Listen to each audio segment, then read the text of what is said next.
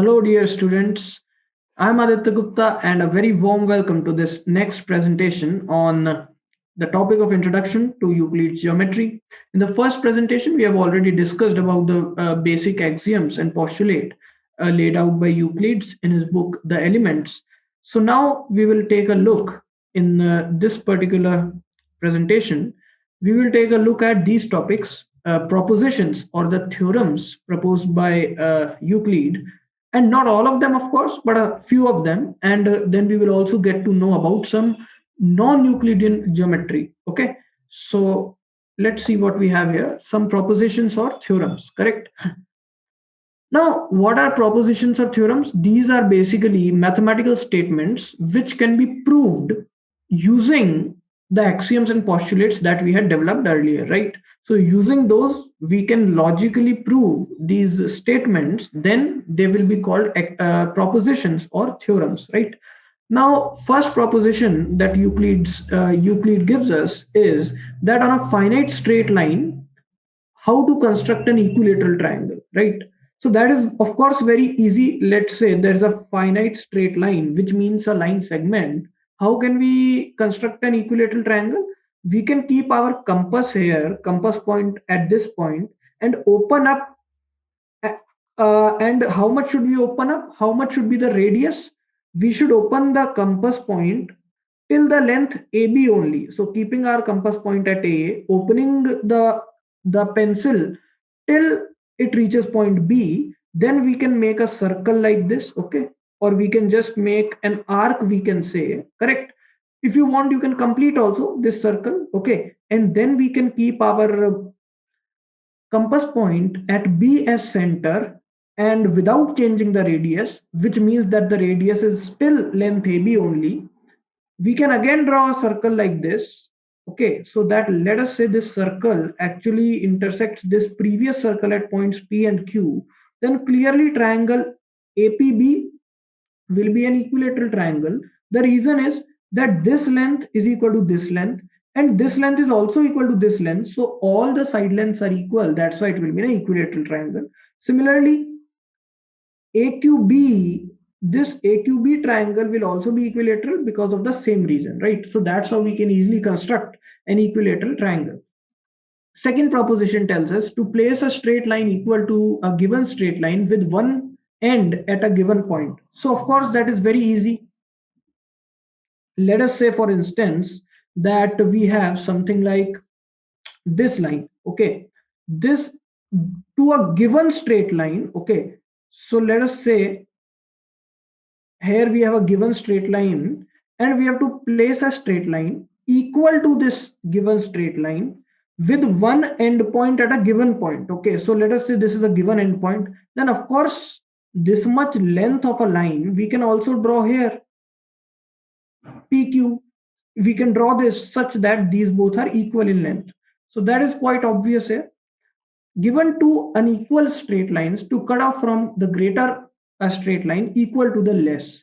So let us say there are two unequal straight lines. For example, this is a straight line and another straight line which are unequal in length, and of course CD is greater in length here. So to cut off from the greater a straight line equal to the less, so that means that this much length of AB can be cut from this greater line. This is the proposition. So of course that can be done. Let's say this line length is L, then this much line length L, CP, can be of course cut from the greater line, right?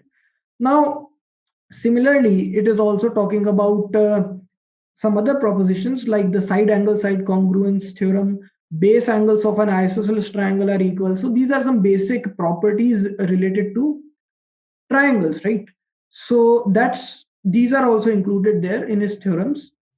And some people actually, as far as congruence is concerned, some schools of mathematics regard ASA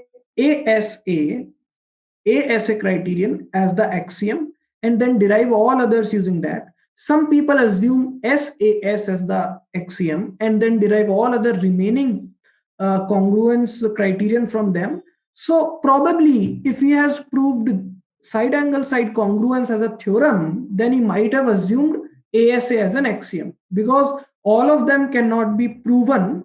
One of them we will have to assume as an axiom, which we will see later in the chapter of congruence, right? So this is pretty much it. And here he does not assert the constructibility of anything. Very important thing. As far as these proofs are concerned, he does not prove that they are constructible. He does not know if they are constructible or not. Instead, they apply only when a configuration of the given type has already been constructed. Then these theorems will work on them. He does not know whether such figures will actually exist or not. But if they do, then he has proven that such kind of a theorem will hold for that, such kind of a base angles are equal, this theorem will hold. But he has not proved that they are actually constructible, right? So they can only basically help us to conclude certain relationships that always hold in that situation, but we do not know how to create that situation. However, if that situation is already been created, then Euclid's theorem help us to deduce or conclude something from them. Okay. So, for example, if I ask, how can we prove that there exists an isosceles triangle? How do we prove that an isosceles triangle can surely be drawn?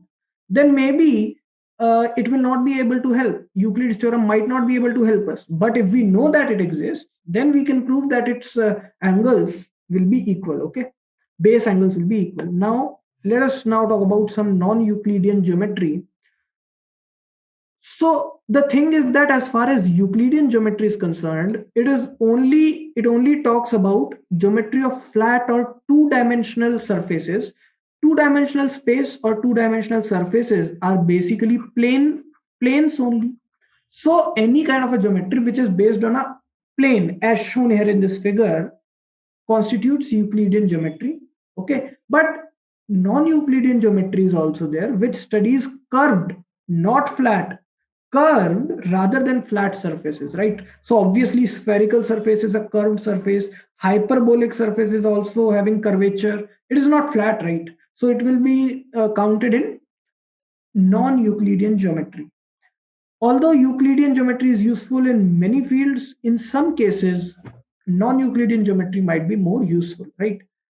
So here an example is given: spherical geometry, which is sort of plane geometry, but warped around onto the surface of a sphere. So it is one of the examples of non-Euclidean geometry. Here, surface has changed from the flat surface to a spherical surface. This is something that we need to understand. And a very important characteristic of these non-Euclidean geometries is that the fifth postulate gets broken, often gets broken. Okay. Fifth postulate, the parallel postulate of Euclid often gets broken here. Okay. Broken means it does not hold true in these non-Euclidean geometry, right? So for instance, let me demonstrate this fact, how it does not work. So look, if we talk about plane geometry, then we can prove that sum of angles in a triangle will be equal to 180-degree. The reason is that here Euclidean geometry holds true. So for instance, how can we prove that? I can prove that in the following way. What I'll do a construction. From point A, I will draw a unique line which is parallel to base BC, which is guaranteed by Playfair's axiom that such a line can always be drawn and it will be a unique line, correct? Now, let's say this angle is alpha, let's say this angle is beta, this angle is gamma. Then, since these are corresponding alternate interior angles, so this angle will also be beta. This and this are alternate interior angles, so this is also gamma. Since all these straight lines, all these angles lie on a straight line, their sum will be equal to 180 degrees. So, this is a proof of angle sum property in the two-dimensional plane. No doubt about that. And it is very easily understood also. But since the parallel postulate does not hold true in non-Euclidean geometries, this can easily be broken in basically in spherical geometries. For example, if I have a sphere like this, and let's say this is kind of the equator of the earth, we can assume it in that way to understand. Although this is not earth only, it can be any sphere, but I am relating it to earth so that you can understand what I mean by this circle that I have drawn. It is similar to the equator of the earth, correct? Now let us see what will happen if I draw another circle in this manner. Okay, both of these circles that we have drawn will we can easily observe they will be perpendicular to each other. Now look, consider the following triangle. Let us also consider another circle like this in this manner. To understand it more better, you can assume that these are longitudes and latitudes that we often see on a globe. So in that way, you can better understand what these lines or circles that we are drawing, these are basically, we can basically assume them to be longitudes and latitudes so that it will be much clearer as to why these are actually 90-degree angles. With the equator, why all these longitudes are forming 90-degree angles, it can be much easily understood if you actually have a physical globe with you, right? Okay, so now consider this triangle, this, and this. So let me name this PAB. In the triangle PAB, obviously this angle is 90 degree. So angle PAB is equal to 90 degree. We also observe angle PBA equal to 90 degree, and angle APB is some theta. We don't know what value it has, but let us assume equal to theta, which can be any positive value. It can be 20 degree, 15 degree, 13 degree, 30 degree, anything, right? But it will be obviously greater than 0 degree because these are not coinciding, right? These are different lines on the sphere. So clearly this would be any angle which is greater than 0, right?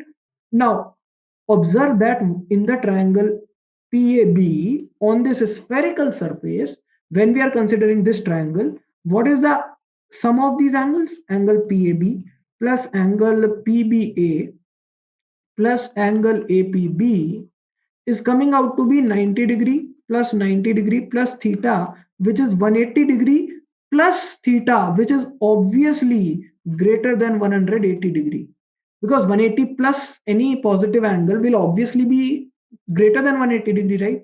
So here the angle sum property has been broken on the spherical surface.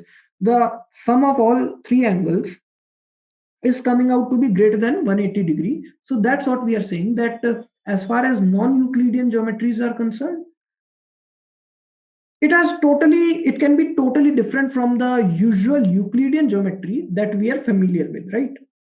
So that was pretty much the description about non-Euclidean geometries. Now, what can we say about these? Which of them is the non-Euclidean geometry?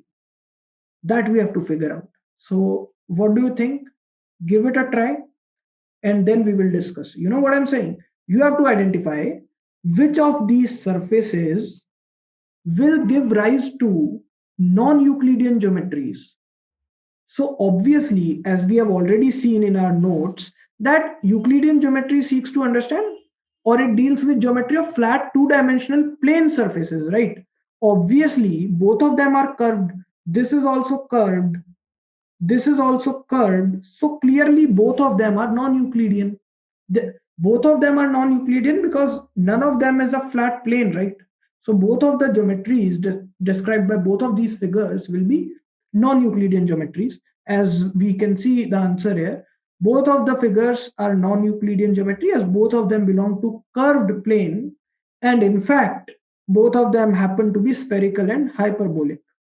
So as we can see in this figure also here, this is also example of a non-Euclidean geometry because this is a surface which is curved. It is having curvature, right? So this is also a very good 3D representation where it is revolving of a non-Euclidean surface, correct?